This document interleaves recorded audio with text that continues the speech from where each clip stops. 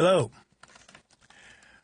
Welcome to the Carlos G Figueroa Foundation and in partnership with Panleft Productions, Homeless in Tucson, Gracie.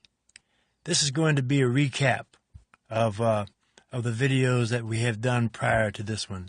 We have done 5 videos on a homeless lady. Her name is Gracie. She's in a wheelchair.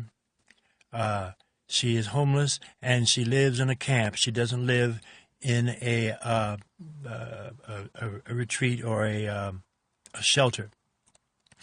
We wanted to show you the difficulties that any person who is homeless, especially in this particular case, a disabled person, the difficulties that person has in surviving. We learned in the previous videos that she has family, but her and her family don't communicate, which is quite true throughout our world these days. That she has a caregiver, cowboy, that pushes her around and allows her to do much more than she's normally able to do. We learned that she lives in a camp. We did a video on her camp. And if you want to see any of the other previous videos, all you have to do is go to YouTube and search for Homeless in Tucson, Gracie. Or you can just Google it, okay, and it'll come up. She's a lady that has been injured in her ankles. And she therefore can't walk very much, and she has arthritis, and her hands are not that useful. And somebody just made a comment here, which I'm going to block, which is not relevant to this particular video. This is the final video on this subject, on Gracie, and you'll find out in a minute why. We had facilitated the process by which Gracie could get housing. Okay, we facilitated the process of her assessment and the other hoops that she needed to go through in order to get into housing. But unfortunately, she only had 2 more things that she had to do in order to get into her housing, and she did not do them. Okay, so what that does to some of you, it lends credence to the fact that homeless people are lazy, are ne'er-do-well, that they don't contribute to a mainstream. But let me explain to you. I've been homeless. And at the time I was homeless, I was also an active crack addict. And I have more insight into the whys and wherefores of this than most of you who have not been homeless. In her particular case, she had been homeless for 4 years, and she's striving on a minute-to-minute basis, attempting to survive. Okay, it's when you're homeless, it's about where you're going to eat, where you're going to sleep, where you're going to get the next clean pair of socks, where can you wash your clothes, where can you go to get medical treatment. It's always about where can I do this, where can I do that, okay? So when you're homeless for a lengthy period of time, as Gracie was, and you're not used to taking care of business like we do who are mainstream, paying the rent, paying the utilities, taking care of all the various things that pull at us in order to maintain our status in mainstream life. When you're not used to doing that, then what happens is that those things become a sort of plateau which is unreachable because you're still constantly in a state of survival, minute to minute, day to day, and you're not used to taking care of those types of businesses that you and I take care of. All right? So I don't blame Gracie. No, I don't blame her because I know where she's coming from. I know the problems that exist because of her trying to strive. Okay. Now I told her yesterday that her window of opportunity has closed for housing, though it's not completely closed. It's ajar. Okay. I told her that because of her inability to jump through the final 2 hoops that she needed to. Good morning. Good morning. Thank you. Because of her inability to jump through the final 2 hoops that was necessary for her to get into housing, the window is partially closed. Now, I say partially because I do believe that at some point when she is ready, she can reapply. But all she had to do was get her ID and get a printout of her Social Security to take to rapid rehousing, and to that would facilitate the process by which she would get into housing, because she's a high priority, because she was in a wheelchair. But she couldn't do that, and I understand why, okay? Because when you're out there trying to figure out where is the next meal you're going to get, where you're going to sleep, where you're going to be able to get medication or whatever of that sort, when you're out there and that's on your mind on a minute-to-minute basis, it's difficult. It's difficult to think in those mainstream ways.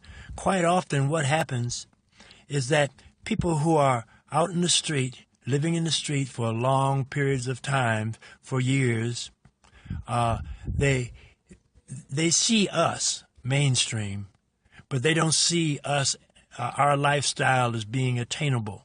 They acquire a sort of, how should I say, tunnel vision, so to say, okay?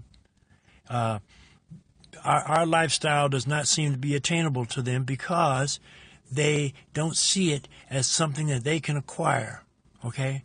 They have become lost, so to say, okay? They have become lost and stuck where they're at.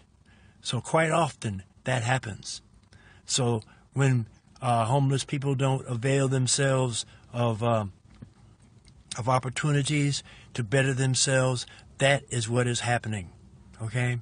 They see themselves in a place where there's no place to rise above.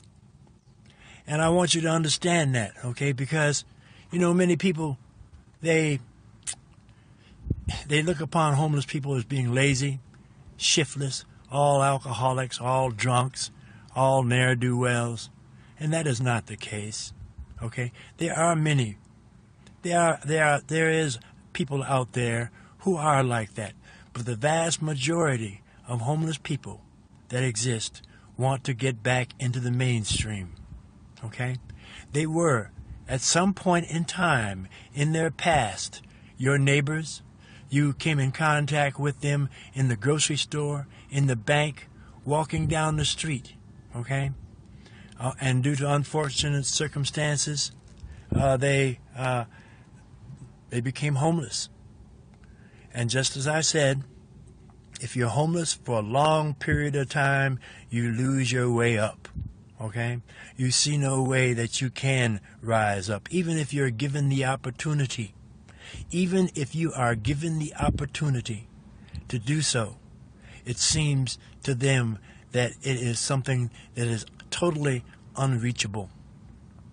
So this is a recap of the Homeless in Tucson Gracie series. This will be the last one I will do about her. But this will not be the last Homeless in Tucson video. We will start shooting, I believe, this week, Veterans on Patrol. We will shoot Lewis Arthur, who is commander of Veterans on Patrol, and he is the commander of Veterans on Patrol. I just repeating myself. Okay. Anyway, Veterans on Patrol is an organization in Arizona that is searching for homeless veterans and bringing them into their camps. Yes, they have camps. They have a camp, a military-style camp in Tucson and in other cities in Arizona, and they are bringing veterans off the streets and getting them into housing. So we will start with a video of Louis Arthur, the commander of Veterans on Patrol, sometime this week, and we will start a new path for this series. Unfortunately for Gracie, as I said, she did not jump through those last 2 hoops, but the door is not closed for her, okay? It is just slightly shut, okay? Am I homeless? No, I'm not homeless. I have been homeless. I'm mainstream now. I was a homeless person, and I was an active crack addict at the time. So I have a more insight into the condition than most people who have not been homeless. So we will continue with this series. We will also be interviewing, how come you think says something homeless then? How come you think your thing says something homeless? Because it was about Gracie. Okay, we did 5 previous videos on homeless in Tucson, Gracie. All right, 5 previous videos. This is the recap of those 5 previous videos. This is the last one on Gracie. But we will continue to shoot videos on homeless people, homeless advocates, homeless groups that provide services to the homeless. So I hope that answers your question. Yes. So we will continue shooting homeless people, homeless advocates, as I just said. And unfortunately, this is the last video about Gracie. But Gracie is still chugging along. She's still surviving. She's still making it. And hopefully she will get into housing one day. But I just wanted you people to understand that, you know, when you're out there, as I know, and I've been out there myself, when you're out there, it is extremely difficult for you, if you have been out there for long periods of time, if you've been out there for years, to reach above your status, okay? And the longer you're out there, the harder it is for anybody who is homeless to get out of homelessness, because their tunnel vision becomes extreme.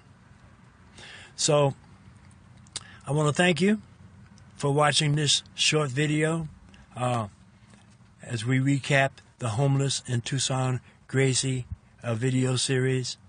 And if you want to watch the previous 5 videos, search for Homeless in Tucson on YouTube or Google it, and you will see the series in their entirety.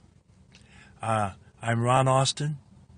This is a video series by the Carlos G Figueroa Foundation in partnership with Panleft Productions. Thank you for watching.